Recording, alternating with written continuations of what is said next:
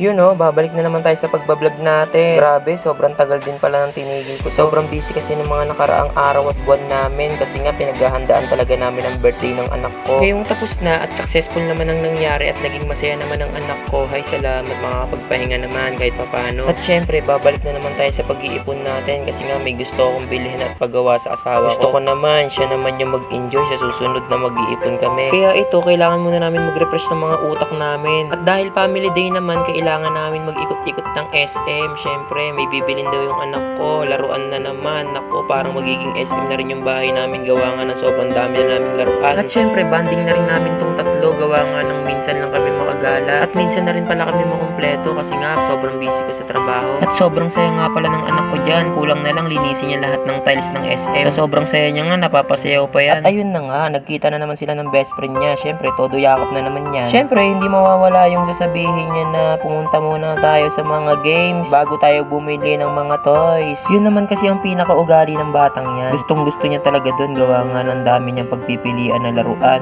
Narito na pala tayo sa World of Fun. Ito yung favorite niya. Malamang bibili na naman ng token yan tapos magpapatalo na naman. Sobrang excited niya pa naman dyan. Akala niya nakuha niya na pero hindi pala. Bumitaw pa rin. Parang katulad ng girlfriend mo, bumitaw sa'yo. Pero hindi mawawala sa kanya yung masaya pa rin siya kahit talo na siya. At dahil tapos na siya magpatalo ng mga token niya, didiretso na pala kami sa bilihan ng laruan. Kaso napatambay pa yung mag-ina dito. Kasi nakakalibang talaga dito. Sobrang dami ng laruan. Sobrang dami mo pang masusubukan. At ayan na nga, bumubuo na siya ng heart dyan. Kasi nga, nakita niya sa babae, puro heart. Ang gagaling. Siguro pag ako bumuo, ang sakit sa ulo niyan. Pero kakayanin ko, syempre. At yan na nga yung binagaya niya, 5 heart, diba? Bigla pala silang nawala dyan. Kaya nag-ikot-ikot muna ako. Tinignan ko kung nasaan sila. Alam ko, nasa may Barbie na naman sila. At yun na nga, pagkatingin ko, bubulungan na yung mag-ina. Kasi nga, isa lang bibilin niya. Ang mahal-mahal, sobra. Mabuti madiskarte yung asawa ko dahil naisipan niya. Yung isang laruan na gustong-gusto ng anak ko, isang peraso lang yun. Pero ang halaga nun, makakabili na ng 5 o 6 na laruan. Kaya pinapili namin siya ng iba pang laruan. Kaso yun talaga yung gusto niya. Kaya wala na kaming magagawa dun. Pero nag-iisip siya kung paano bang gagawin niya. Kung i-go niya ba yung isa o mapapalitan ng 6 na laruan. Kaya ayun, nag-iisip-isip talaga yan. Sobrang dami ng pagpipilian kahit ako nalilito kahit hindi ako mahilig sa mga ganyan. Parang nangyari nga, paulit-ulit na lang yung laruan niya. Kaso wala akong magagawa kasi hilig niya talaga yan. At magaling naman talaga siya sa pag-aaral kaya hindi nakakapagsisi kapag bibilan siya ng 2 o 1. Tsaka napakababaw lang din naman ang kaligayahan ng batang yan. Lumipat nga pala kami sa ibang pwesto baka sakaling may mapusuan siya o magustuhan. Pero tingin ko yun talaga yung gusto niya, yung hawak-hawak niya. Grabe, sobrang gaganda. Syempre, pag maganda, maganda rin yung presyo niyan. At tingin ko nga sa mga oras na to, nagbabago na yung isip niya kasi sobrang dami niya na nakikita. Mas maganda pa dun sa napusuan niya kanina. Mabuti na lang talaga at inikot-ikot siya ng mami niya. Kasi siguro pag hindi niya inikot-ikot tong anak namin, malamang ayun na talaga yung bibit-bitin niya. May nakita nga pala kaming dinosaur dyan. Parang ang sarap isahog sa tinola. Biro lang, syempre. Eto na nga, naglilibot-libot na naman kami at may napusuan na naman siya na napakalaki at tuwan-tuwa nga yan. Mapapasayaw pa nga yan. Tignan nyo.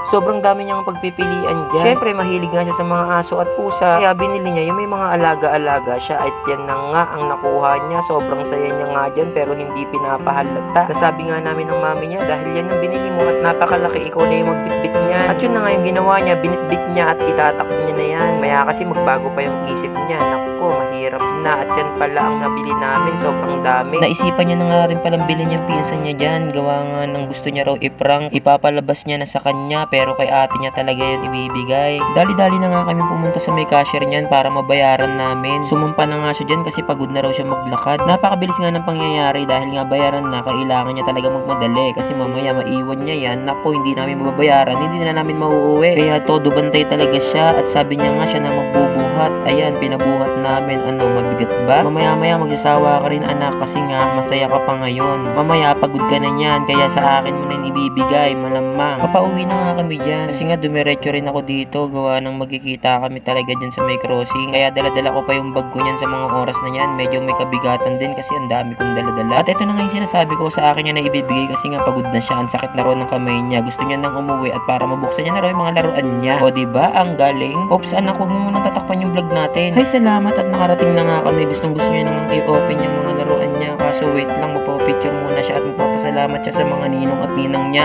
na nasa ibang bansa. Mag-iingat kayo dyan palagi. Maraming salamat din sa walang sawang pagtulong sa aming mag-asawa at sa paggabay sa anak namin. At maraming salamat sa mga kaibigan namin na nagpunta sa birthday ng anak ko. Sobrang saya ko. Syempre, hindi ko makakalimutan yung mga ate ko. Maraming salamat sa inyo sa walang sawang pagtulong sa amin at paggabay. Maraming salamat sa inyo, ate. I love you. At dito na nga matatapos ang vlog natin. Bye-bye.